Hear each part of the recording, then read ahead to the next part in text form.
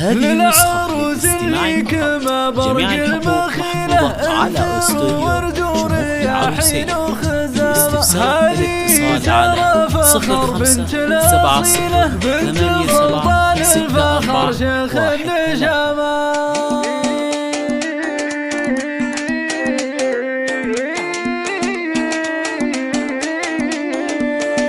للعروس اللي كما برق المخيلة انثر ورد ورياحين وخزامة كاملة واخلاقها دايم نبيلة والفخر منها وفيها والفخامة والفخر منها وفيها والفخامة والحلا والملح فيها كل ليلة وخدها يلمع مثل برق الغمامة ماشية بالزين ودروب فضيلة يا عسى للسعادة والسلامة هذه سارة فخر بنت نصيلة بنت سلطان الفخر شيخ الشهامة راعي المعروف شيالة ثقيلة جرع جنبه باللقا يقرب حزامه جرع جنبه باللقا يقرب حزامه أمك اللي مجدها دايم تشيله الوفا والطيب كاسبة وسامة وفخري باخوانك رجال النبيلة ما تجيهم بالمواجب الملامة من رجال ما تجيب الا الجزيلة كاسبين من الفخر ذروة سنامة يومها بالخيل وسيوف صقيلة عاشوا والعتبان حامين المقامة روس قوم كل عز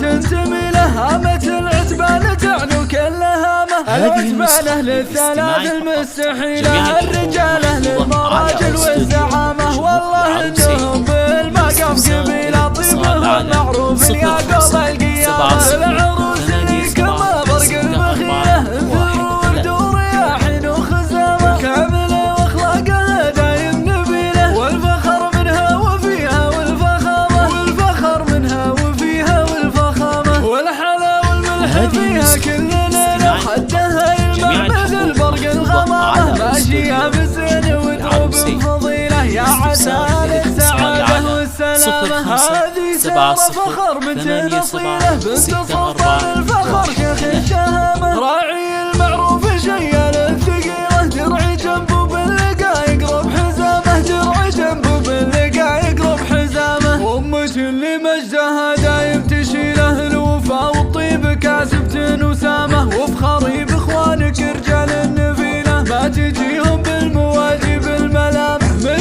رجال ما تجيب الا الجزيلة كاسبين من الفخر ذروة سنامة يومها بالخيل وسيوف صقيلة عاشوا والعتبان حامين المقامة روس قوم كل عز تنتمي له هامة العتبان تعنو كل هامة العتبان اهل الثلاث المستحيلة